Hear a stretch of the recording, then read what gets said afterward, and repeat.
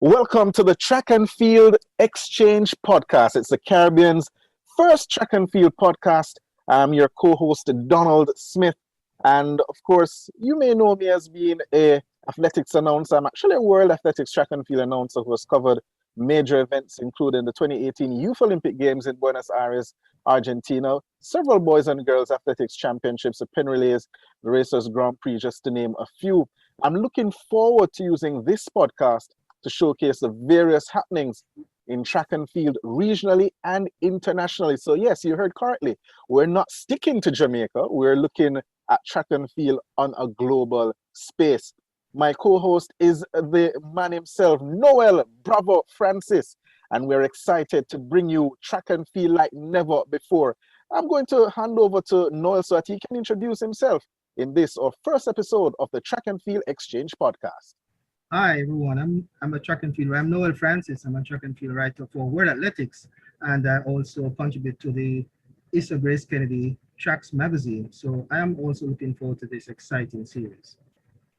Indeed. So listeners, viewers, in our first episode, we'll be discussing Jamaica's medal prospects for Tokyo 2020, which of course you know is the correct term or official term for the Olympics, even though it's been staged in 2021, and we'll be looking at events that we expect to deliver some big moments, big performances, and of course, the legacy of the legendary Jamaican sprint queen, Veronica Campbell-Brown.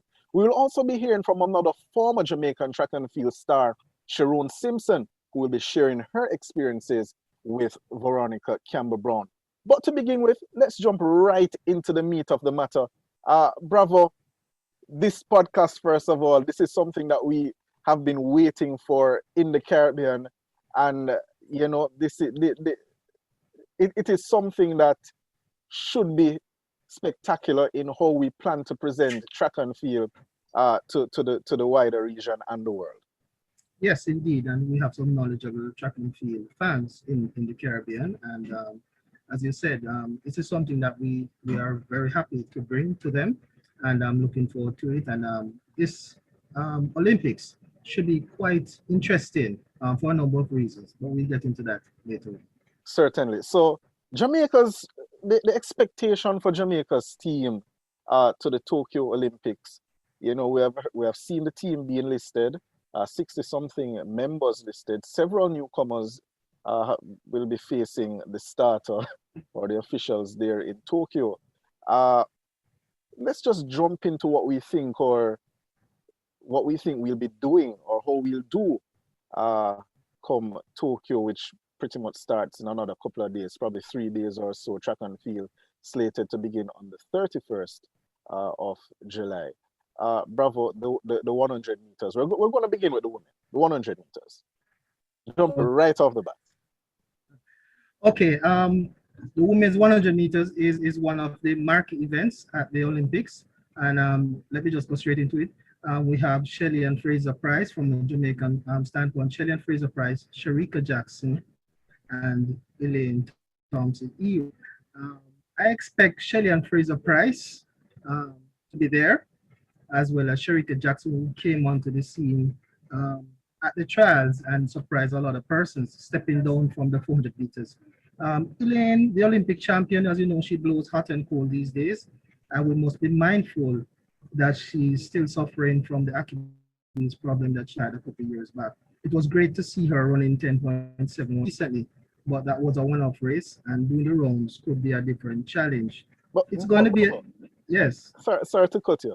10.71, reigning Olympic champion, still under the guidance of Stephen Francis. You don't believe that she is going to come good in the rounds? We saw it in 2016 in Rio, where she managed the rounds well, won gold in the 100 and the 200 meters. Yes, she has blown hot and cold this season, but are you expecting her to regain her title? Well, let me just say before I answer that question that she didn't have the Achilles problem before Rio. It was after that she started having those problems. it is going to be difficult, in my view, for her to really retain that title. As I said, Shelly and Fraser Price is there, Sharika Jackson is there, and we also have to look forward to Dina Asher Smith from Great Britain, who I think will be the biggest threat to the Jamaicans not finishing 1, 2, 3 in that 100 meters. I rate Asher Smith highly, and I think she's in 10.7, 10.8 shape. Um, Going back to Elaine, as you said, to defend her title, we also have to remember that she has not won a medal since Rio. A lot of persons have not recognized that. Elaine has not won a medal since 2016. She has been to two World Championships, 2017 and 2019. Also went to the Commonwealth Games in 2018 in Australia, Gold Coast. Ran the 200 meters, came fourth. So she's still looking for that medal, and I think it's because of that Achilles problem that she's having over the years. But I expect her to really go for it in Tokyo, and hopefully she will medal. But it'll be tough defending the title. One of the concerns that I had, I share sentiments as it relates to Dina Asher Smith, but she withdrew from the London Diamond League uh, a week ago, and Slight hamstring. slight hamstring injury. With that in my mind, at this moment, I think that potentially only Blessing Okagbari and Marie Marie Josetta Lou will be able to break that 1, 2, 3 for Jamaica. That's what I think. I don't know how serious the injury is that Dina, has, or the strain that she has. But going into a championships, an Olympics, 2, 3 weeks from having that, I think that it may play on her mind, and she may not necessarily run as fast as she would want. So as it stands, I potentially have Jamaica 1, 2, 3 in that mix. The 200 meters though, this is where the interest lies in sprinting on the women's side outside of the 100 meters and the 400 meters. Interesting points to note with the women's 200 meters. Gabby Thomas of the United States, she won their trials. Second fastest time all time, 21.61, I believe. And she has not been seen since that victory at Hayward Field in Oregon. Many pundits have said that running fast times in Oregon, we shouldn't pay that any mind, because when those athletes go elsewhere, those times are not replicated. Gabby Thomas has not run. Prandini has not run. We have seen the Jamaicans running though. And we also now have confirmation from Shawnee Miller-Weaver that she's focusing solely on the 200 meters. That will make for an epic race, but I still believe that Sharika Jackson is going to be the one to beat for that 200 meters, especially what I saw her doing in Hungary a few weeks ago, beating Shawnee Miller in that run. I share your sentiments, Donald. Sharika Jackson to me is the one to beat in the 200 meters. She's improving in every event, and as you said, that race that she won against Shawnee Miller-Weaver recently, that was the first time I've ever seen her beat Shawnee Miller. I understand that the first time they met at CSE Junior Championship early in their career, that Jackson won. But from that time, it has been Shawnee Miller-Weaver who has really been dominating the encounters. But Sharika Jackson really looks strong. She's confident. She looks fit, and she's really, really running well. And to me, she's going to drive a lot of fear in her competitors' mind. Dina Asher Smith should be there again, but as you said, she needs to manage that slight hamstring injury that she's carrying. And Gabby Thomas, I agree with you. We haven't seen much of her since the US trials, and it's a bit worrying. I'm not sure if she's just taking a break, or she had any. Because sometimes you run some very fast times and you have some outer body experience, like you feel sore and you Is she an alien? Well, that's what Akeem Bloomfield told me when he broke the record.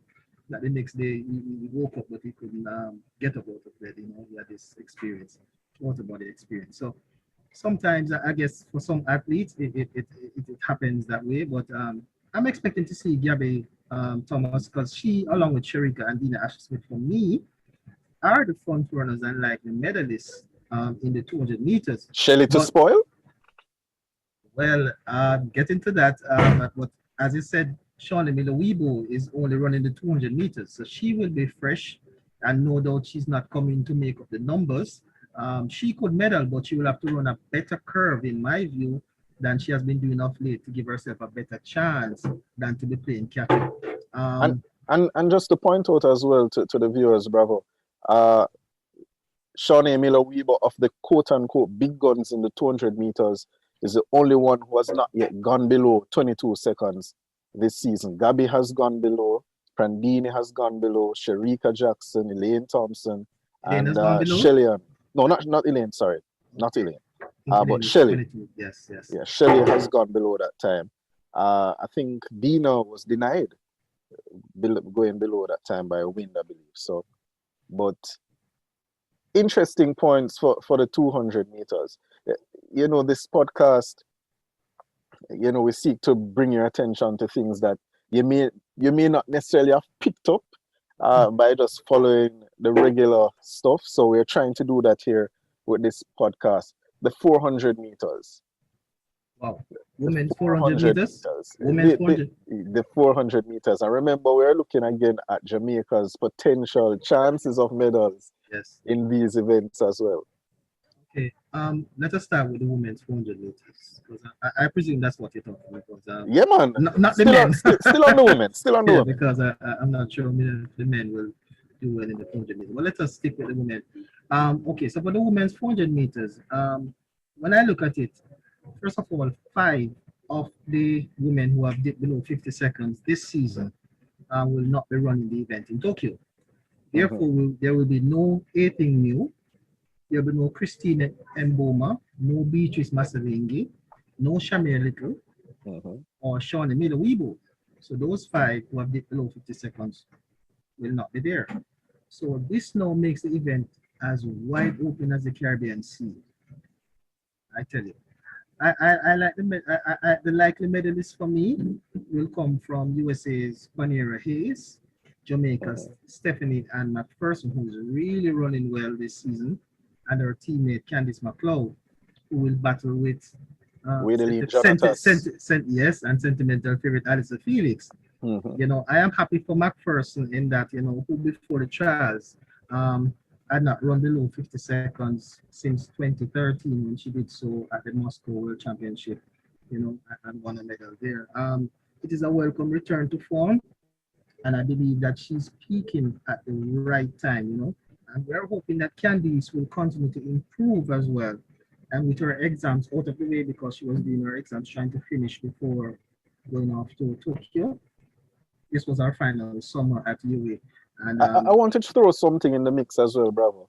Roneisha McGregor, sorry. She has looked strong the latter part of the season, getting into trials. I think that Jamaica has 3 finalists in that 400 meters. And given that, as you mentioned, the 5 athletes who won't be running that event, I think McGregor, given the strength she has shown, could finish in the top 4. I agree that 50.02 seconds at the national championships shows that she is ready, and it is just a matter of time, in my view, before she dips below 50 seconds, you know, as well. Going back to Candice, you know, she has the tenacious spirit to take her to great things, you know, as can be seen from what she has done between last year and this year, you know, revising our personal best on at least 6 occasions. So I have high hopes for Candice McLeod, and I expect her to do well. You know, she's a warrior, and as I said, McGregor as well. So Jamaica really should feature prominently in the women's 400 meters, in my view, and also in the relay. But we'll get to that. Certainly, the 800 meters, Jamaica has Natoya Gould in that one. Will be an interesting event, mainly because the world is focusing on the American sensation of South Sudanese descent, Athing Mu. Mu is the fastest in the world this year. Her time on 1:56:07, I believe.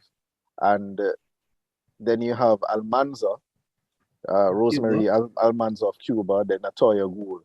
Those are the top three athletes. But latter part of well, let me not say the latter. About a week or two ago, we had Laura Muir of Great Britain coming on the scene as well, and starting her season late, the world champion Nakai Alima Nakai, she of course is also coming back to form, and then the ageless Aji Wilson, who ran with men on Sunday in Pennsylvania at a Penn Relays event, where she ran a quick time that would have boost her confidence somewhat. 1:57.8, I believe, was the time. So given what is on paper, at least heading to Tokyo, I definitely think that Natoya Gould, if she gets her race right, she is a medal for Jamaica in that 800 meters. Don't see her winning. I think Mu is a out and out favorite for me at the moment. I don't see anyone beating her at the moment. But it's an Olympics. It will be interesting to see how Mu manages the rounds, which she did effortlessly at the US trials. But I still think that Gould, if she runs her race well, she medals in that 800 meters. Yes, in 2019 at the Doha World Championship, I felt that Natoya Gould was a medal contender. She was bumped in the semifinal, and although she got into the final, by the eventual champion. Yeah, she never looked the same. And when I spoke with her, she was telling me about it as well.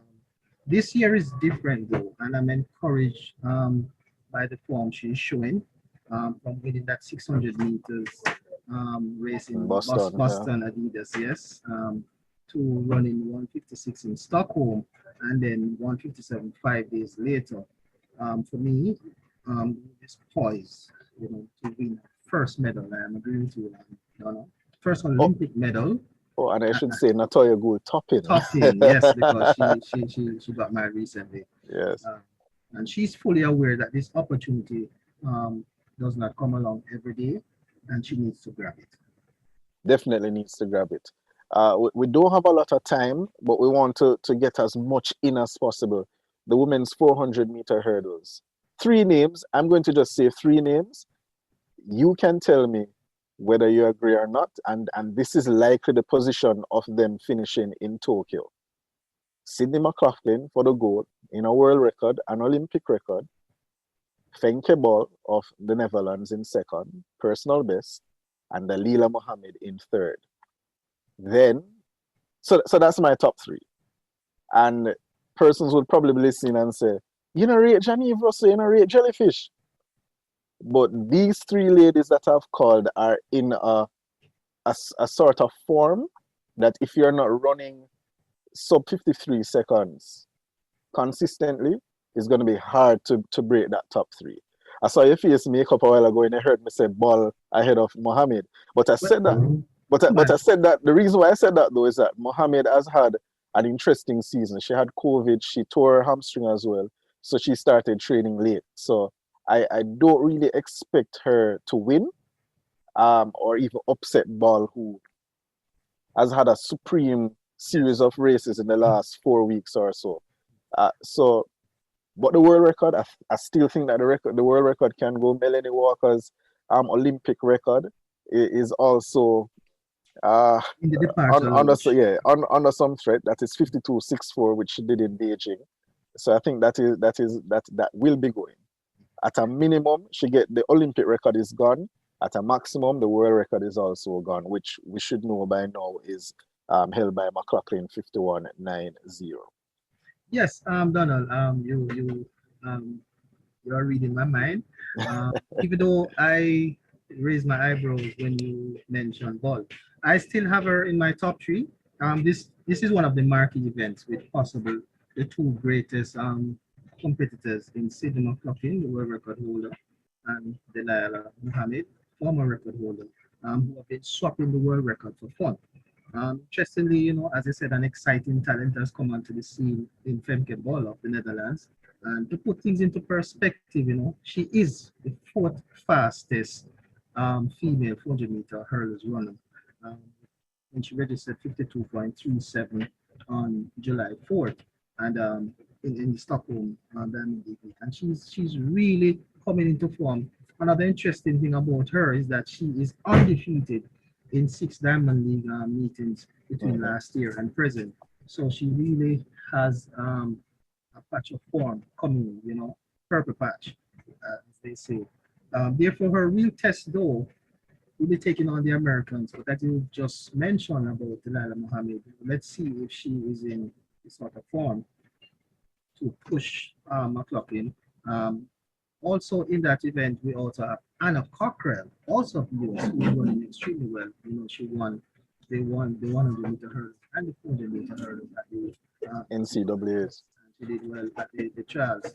And we have Janik Russell as well to spice up this smooth watering contest. So I'm looking for an exciting race in the 400-meter hurdles for women and the world record. Yeah, to be honest, I don't think Cockrell is going to feature because there's a Ukrainian young lady as well that I think if there's any challenge to the top three that I mentioned, it would be her. That's Anna Rizkavaya of the Ukraine. She's ranked 5th in the world this year at 52.93. So outside of those top three, to be honest, I don't see Cockrell in the top 5. But it's an Olympics. People are pushed or they find something extra when it comes on to the Olympics. The women's 100-meter hurdles. Jamaica has interest in that event as we have had for years previously. Brittany Anderson for medal hope. Yannick Thompson is also there. And the national champion, Megan Tapper. She ran a win aided 12-4 on Sunday. So it's interesting, but one thing I've not heard persons really calling her name is Jasmine Camacho Quinn. Well, I was the world leader. That. No, I was about to get to that when you allowed me. yeah, man. But funny enough, Bravo, I've heard a lot of persons talking about the 100-meter hurdles, and the name that comes up all the time is Kendra Harrison finally getting a chance to go to the Olympics. She's going to be the one to watch. But Camacho Queen has run the 2 fastest times in the world so far this year, 12.34, 12.32 and 12.34. So why is her name not being mentioned much? And by the way, audience, she's from Puerto Rico. She lives in the US, but she's representing Puerto Rico. Okay, the USA, as you know, they swept this event in Rio. And they are aiming to do the same in Tokyo. The difference, though, is none of the medalists from Rio have returned for various reasons. As you know, Brianna McNeil is serving a 5-year ban. Yeah. And Nia That's Halley, an interesting topic for another discussion. Yes, and Nia Halley became a mother again. Had a child for Andre DeGrasse. So, however, in Kendra Harrison, the world record holder now, the USA has a strong contender. And they really believe that she's the one that is going to bring it home for them. She's hungry, as I said, having missed the last Olympics. Her teammate Christina Clemons is also very good at hurdle. Yeah. However, the spoiler, as I said, could be the young lady from Puerto Rico, Jasmine Camacho Quinn. Jamaica, as I said, we have a few good hurdlers. Megan Tapper, Brittany Anderson, and Yannick. It would be great to see all 3 of them in the final, and once you get to the final of an obstacle event, anything can happen. Anything can happen. Well said, brother. Well said. The women's high jump competition, the women's triple jump competition, and the women's shot put competition. These are some events that I think will, bring some amount of interest and entertainment to the Olympic Games. And the main reason why I picked out those 3 events in the high jump, we have the youngster Yaroslava Mahuchik of Ukraine, who has gone 202, I believe, 203 already this season. She attempted 206, I believe, at the last Diamond League, or the one before, I believe, and she didn't get over, but she's looking well. But the reason why I brought it up is the resurgence of the Russian who will be competing as an authorized neutral athlete, and that is, of course, Maria Lasiskini. She jumped 2.00 in her last outing, and looking to grow in confidence to challenge Yaroslava Mawicic. And of course, the American Vashti Cunningham. The triple jump, Yulimar Rojas has gone 15.43 meters this season. I think this is where another world record goes. 15.50 is the record. I think that goes in the Olympics if Yulimar has some good series of jumps, because she definitely has it in her legs. It's whether or not she folds her attempts. Jamaica's Shanika Ricketts, I expect to get at least a silver in that event. And for third, it will be close. I think the Cuban Pavia may get in for third. But that one is up in the air because Keturah Orji, who has blown hot and cold, when she's expected to medal, she doesn't. But she could be a spoiler in this one. And of course, our very own Kimberly Williams, who got a PB. Both her and Shanika would have gotten PBs already this season. I think for Shanika, outside of a medal, getting over the 15-meter barrier would be a big thing for her at this Olympics. And for the shot put, Gong, Zhao Gong of China, has never won gold at the Olympics. And I think this is her fourth Olympics that she'll be going to. So she is the best in the world this year. And at 20.39, I think that she wins here if all goes well. But when we get to the men's event, there's something that I need to point out. Just remind me of it, Bravo. But interesting in the field events, where that is concerned. Daniel Thomas Dodd, how could I forget? Yes, Daniel Thomas, you can go ahead because I think I've spoken a lot. No, that's fine. We're sharing the podcast. The women's shot put, another tough event for Jamaica. Daniel Thomas Dodd has been very consistent, over the years. Her silver medal performance in Doha was very pleasing. Competition this year, though, has gotten a bit stiffer, in my view, with the return of New Zealand's Valerie Adams. We can't forget her. And of course, the world champion Gong from China. But we have to also look at two Americans, Jessica Ramsey and Raven Saunders, who were amazing, at the US Trials. Let us see if they can reproduce those throws on a different continent. But Thomas Dodd will need to rediscover her mojo to be among the medalists. It is also a good time for her to improve her personal best, which is 19.55 meters, I believe. So this is also a very good event for us to look at, and some person will relish the challenge. And I expect that to do well, perhaps not medal, but to do. Interesting events on the men's side where Jamaica is concerned. Let's just do a quick overview of what we think our chances or potential is to medal or do well. Which events are we looking forward to? I, for one, I'm looking forward to the men's 110-meter hurdles because that is where likely outside of the long jump where we could be getting an individual medal on the men's side, at least for Jamaica. Ronald Levy, Damian Thomas, potentially Hansel Parchment. Yes, I'm going to say this, and it might sound strange to a lot of persons, but I believe that Jamaica can win 2 medals in the men's 110 meter. Definitely Ronald Levy and Thomas do well. Hansel Parchment is a big time performer and continent. He gets a good start and is with them after the hurdle. Anything can happen. So I think we have 3 strong. I think Jamaica has 3 strong hurdlers, and I think they can get 2 medals from that event. Grant Holloway has been having things his way all the time, ever since he left college.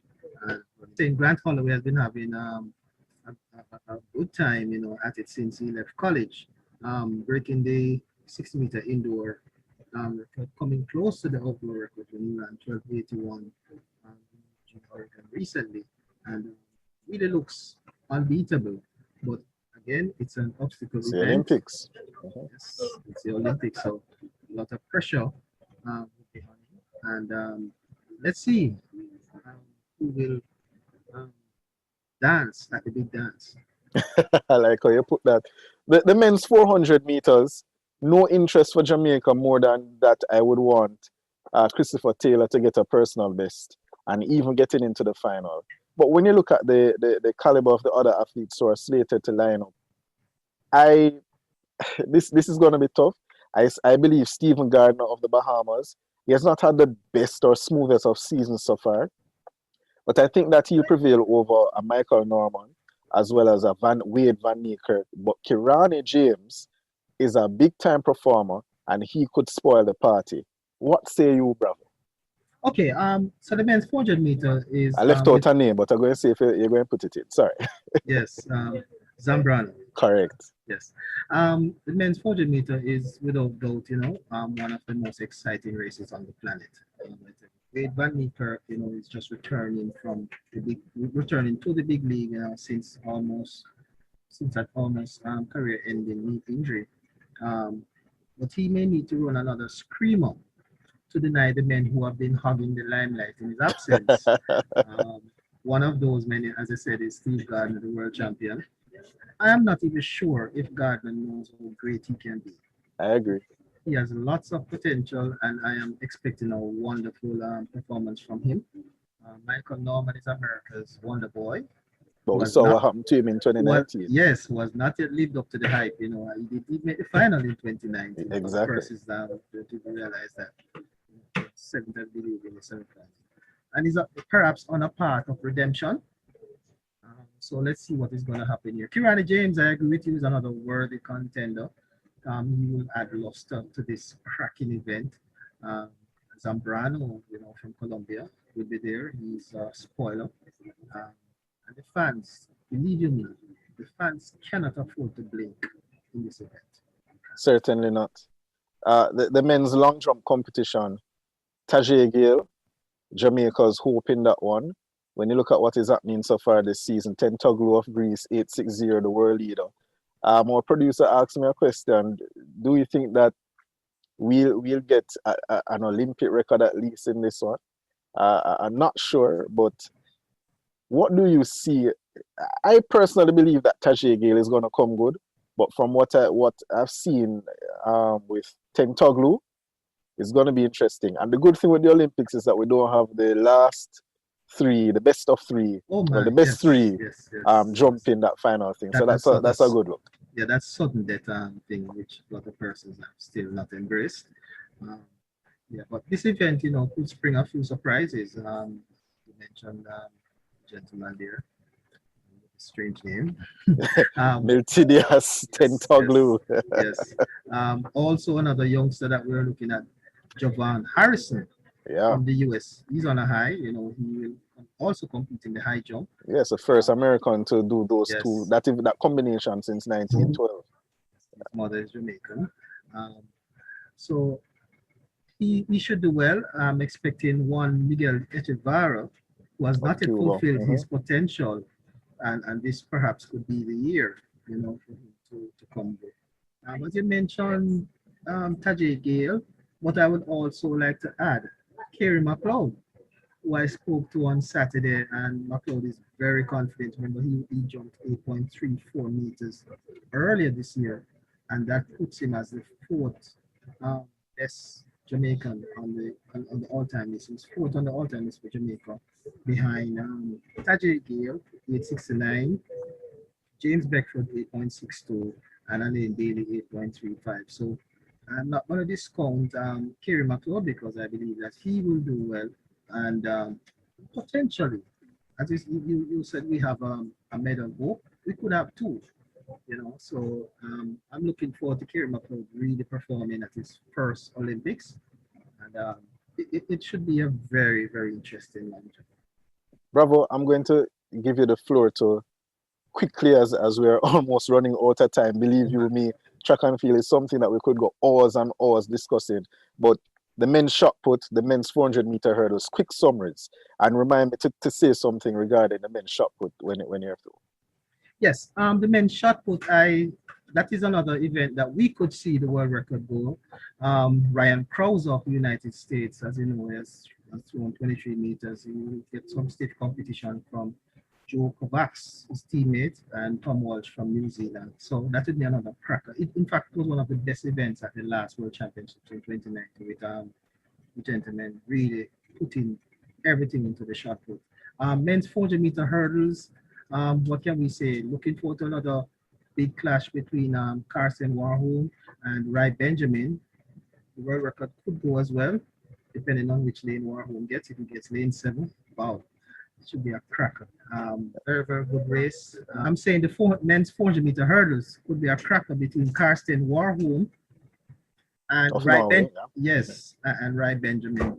The world record could go, and especially if Warholm gets his favorite lane, lane 7, or even lane 8. It should be a very, very interesting race, and it's one of the biggest races of the games. Jahil Hyde quickly, as we're pretty much out of time for this segment.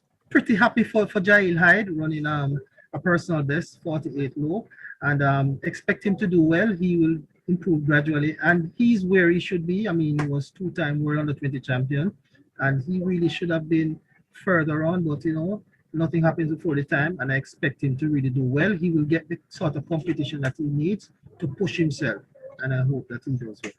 Well, for a man that's ranked 7th in the world this year, anything can happen. Looking for a PB from him myself in that event. So we're pretty much out of time for this segment, but we couldn't leave it without kind of giving like a medal, what we think our medal prospects will be for the games. Just you want me to go first, or you want to go first? I would mind going first. I have 13 Sure. medals quickly. Women's 100 meters, gold and silver. Women's 200 meters, 1 gold. Women's 400 meter, silver. Women's 800 meter, bronze. Women's triple jump, silver. Women's 4x100 meters, gold and world record. Women's 4x400 meters, silver. Mixed relay, bronze. Men's long jump, silver. Men's 110-meter hurdles, silver and bronze. Men's 4x400 meters, bronze. I think that's 13 medals for me. How about that? So 13. okay, so I did 2 things. I had a regular, what I think I would want to happen, and then I had a conservative amount. I'm going to give you the conservative numbers. So I have Jamaica winning 11 medals conservatively. 8 for the men. 8 for Sorry, the men?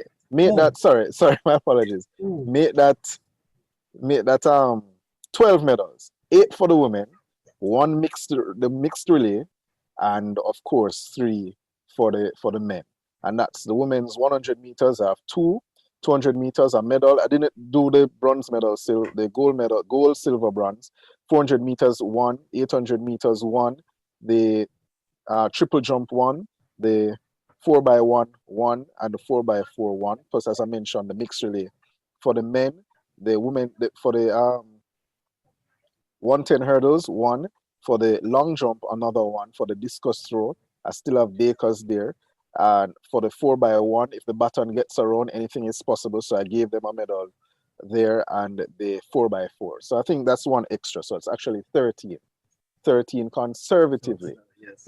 I would hope for 18, but that's wishful thinking.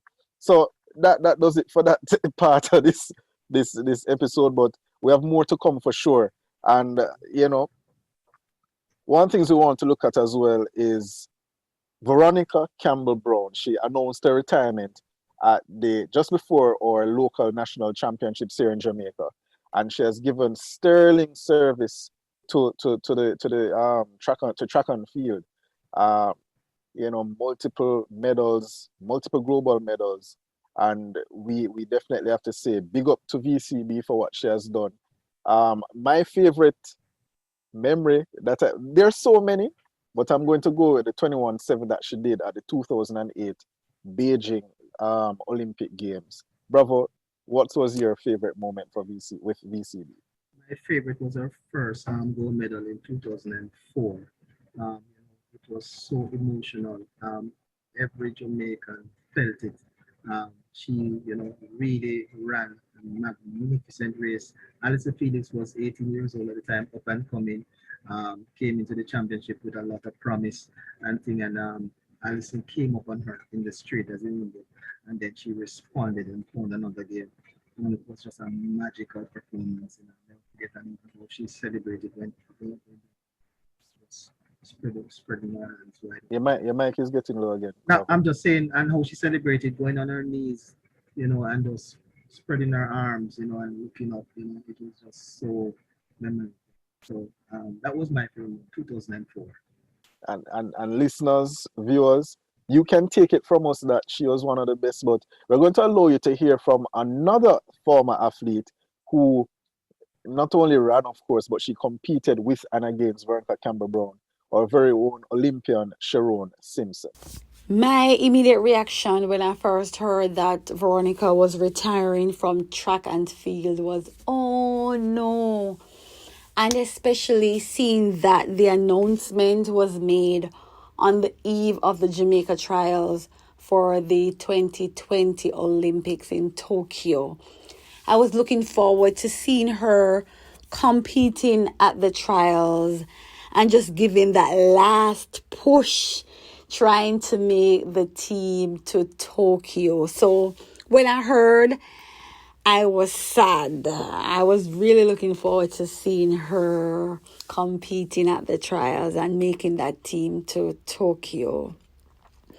Veronica was reserved at times, especially at track meets, at championships, but that was just her being in her zone and just being there for business. She was a true competitor, and that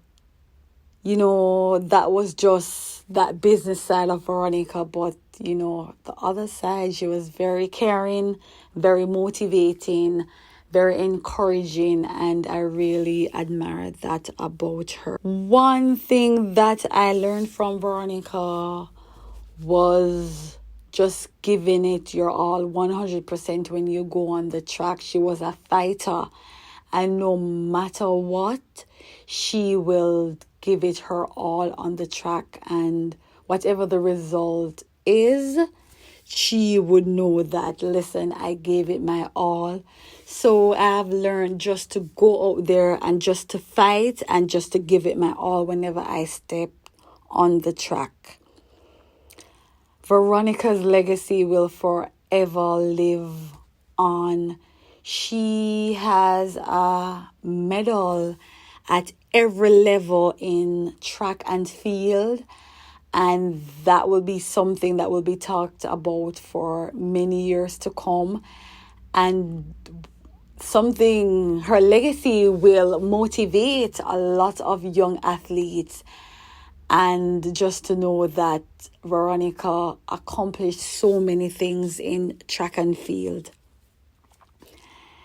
My fondest memory with Veronica, I would definitely say the 2004 Olympics in Athens when we won the 4x1 relays. Before going out for the final, Veronica was very motivating. She was very encouraging, and she really helped me to be at ease. Seeing that I was the youngest on the team, she was very encouraging. She prayed before we went out to compete, and I loved that energy that she gave, very positive energy. And it really helped me just to go out there to execute well. And I must say, it helped me to be able to just to give it my all and to play my part in helping the team to win in Athens. And that was a moment I will never forget. 2004 in Athens, running the 4x1 relays with Veronica. So, with the Olympics pretty much 2 days away, by the time you would have seen this podcast, the Olympics would have been underway with track and field some days to come from now, commencing on the 31st of July. It should be interesting. There are several things that we didn't mention during our summary, and I'm just going to leave you with some names that you should look forward to. Faith Kipyegon, Sifan Hassan, Timothy Cheriot. These are just some of the other athletes that you may hear during the Olympic Games for track and field. It will be interesting. It will be entertaining. So thanks for joining us this week. I hope that you enjoyed the discussion, and we hope that we can continue to present even more interesting content as it relates to the world of track and field. Noel, big up yourself as well. Thanks for being here, being my co-host. And make sure to visit the website, by the way, guys. Don't forget, it is thedrivephase.com/track and field exchange, and that is spelled out, right? So be sure to visit the site, tell a friend, like, share when it comes out, and be sure to just drop a comment, let us know what you think about the episode. And we're on Twitter. You can send us comments and questions and feedback at thedrivephase@gmail.com. And we're also pretty much on every single social media platform, so look out for us. And at the moment we'll be under the Drive Phase tagline, so be sure to look out for that. So until next time, I'm Donald Smith. And I'm Noel Francis. Have a good one, guys. Take